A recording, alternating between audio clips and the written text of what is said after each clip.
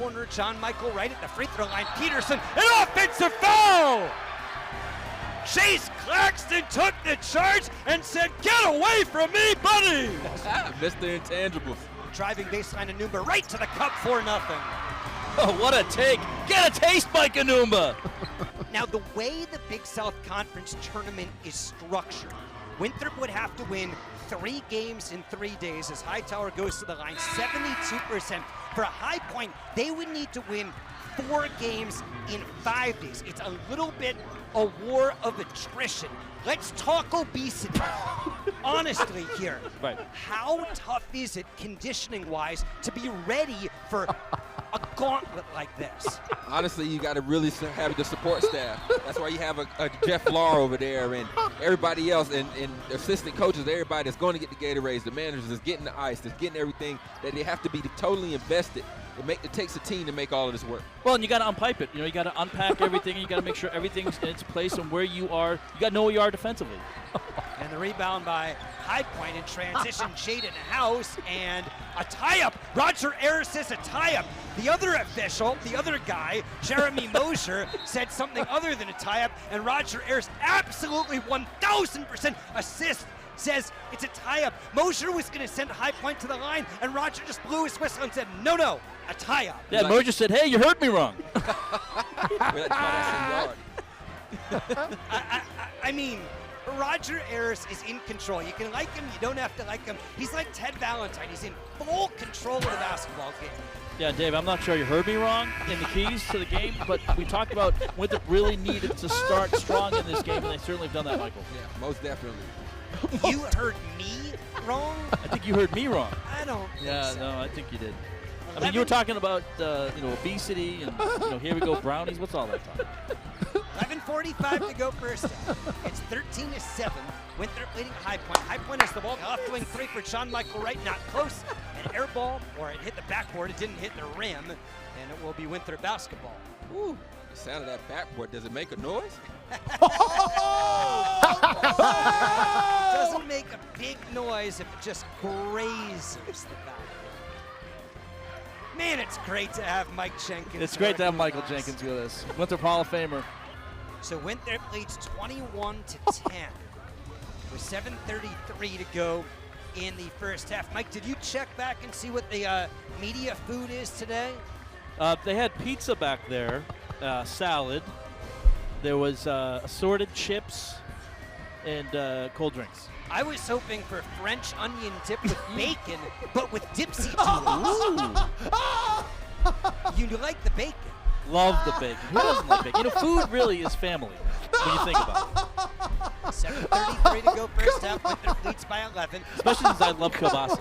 Do you? I love kielbasa. More in Milwaukee than But in it's still, Charlotte. but it's a great pregame food. I think I loved kielbasa when we were at the NCAA tournament in Milwaukee a few years ago. Didn't we eat at a German place a couple nights before the game? Yes, we did. Tasty with our good friend John Godbold. Shot clock at 15 for a High Point. They whip it into the post, and Jaden House couldn't control it, but Pat Good had his hand on the ball while also being on the baseline. McMahon for Winthrop. Into the corner, Drew Buggs. Burns, low left block. Burns 12 feet from the goal. Backing his way in. Double team comes. Burns circling. Burns spins back to the left. Off the window, he scores. Great patience there by DJ. Get a taste, DJ Buckets. Minute 5 to go first half. Winthrop leads by 10. Drew Buggs spins in the lane, gets by his man and scores.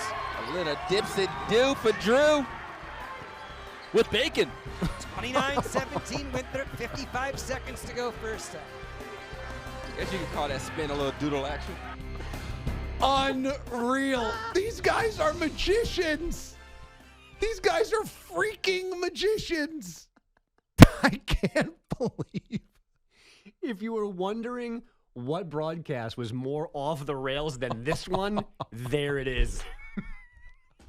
I mean, if you go back to the middle of that, the first 8 drops, then Dave goes, it's 13-7 Winthrop. I mean, rapid fire, as if they wanted to make sure they got them all in before because they couldn't do it. Maybe they thought if the game was tight second half. So that means like boom, boom, boom, boom, boom. We've played 90 seconds here, the jangle, and Winthrop leads 4-2. I mean, they opened the first play of the game as a charge, and he opens, "Get off me, buddy." That's the open. They got to get away from me, buddy, within 3 seconds. And then did you hear me wrong? No, you heard me wrong. No, you heard me wrong. No, you heard me wrong. I mean, guys. 12 shot clock, 17 game clock. Winthrop ball up a dozen with 15 seconds to go in the first half. Bugs is wearing a brace tonight. He has not worn that in any games this year. McMahon, right side of Hightower, a contested three. Perfect. And Hightower has words for the fans sitting out press row. A three from midcourt, no good by Zach Austin, and you can warm up the Panthers bus. It's 32-17, Winthrop leading. Oh, oh, oh, sports giant Winthrop by 15 at intermission. Indeed, Dave, we have confirmation that the head coach at the University of Michigan, the head football coach, Jim Harbaugh, is in the building. And do we know why? I don't think we know why. Is he a closet Big South Conference aficionado? Like, he could be going to Michigan basketball games. Right. He just doesn't like the Big Ten. He's a Big South guy. Okay, the rumor is that it has some sort of connection with John Michael Wright. See, I'm going with he's a huge Roger Ayers guy, Maybe. Almost like a groupie. Hold on. Let's Roger. unpipe it. You think that he's close to Roger Ayers? Yes. Okay. Should we ask him? Get Roger over here? Does it make a noise? Maybe, let's get Alex as a reporter. Alex Eatlow from the Yeah, Rocket. have him go figure it out. Can you find out why Jim Harbaugh's here, please? Okay. Well, you can't find out sitting next to me. You literally took the words out of my mouth. How are you going to find out sitting on press row? The game's over. Go talk to Jim Harbaugh. You can have an exclusive. You say, "Hey, I'm on the Rock Hill Herald. I know you like to recruit York County." Yeah. And then by the way, what the hell are you doing? Oh, excuse me. What the heck are you doing here? We're invoicing this for Winthrop's mass comm department. This is a journalism lesson. Winthrop is 76-1 over the last 10 years when leading by 20 or more at any point during a game. Straight away, John Michael Wright for a high point, driving baseline. Claxton tried to take a charge. He did take a charge. Zach Austin is called for the infraction. And Gigi Smith is clapping, and that's fantastic, but his team's in big trouble. He's just trying to get something out of his team. They're unraveling right now. He's saying, "Get me some cold water." He's heating up over there with all these calls going against him. I just feel good that we've been able to use the tech tracker. I mean, it's been Does it make a noise, the tech tracker, or how does that work?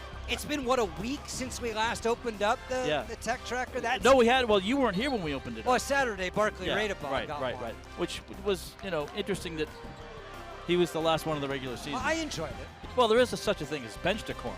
Yeah. And the Stripes got to find a way to poke the chest out a little bit. Hightower to good left wing. Bigger fish to fry. Oh, it's fried. Here we go, brownies. Let's have some brownies. 44-24 Winthrop, 14:25 to go. Left wing three, McMahon, pure. We can confirm it's Jim Harbaugh, and the John Michael Hughes is the popular theory on what the connection is.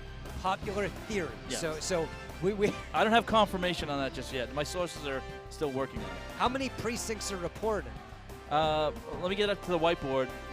We've heard from Ypsilanti. Okay. Yep. Okay. East Lansing is wired in. Still waiting to hear from Ann Arbor. Does it make a noise? 11:55 to go. Let's unpipe it. He's double teamed. He's triple teamed. He throws it ahead to Telford. Wide open. Telford slam dunk. If you're not making tacos, I don't love you no more. 63-48 Eagles. With bacon.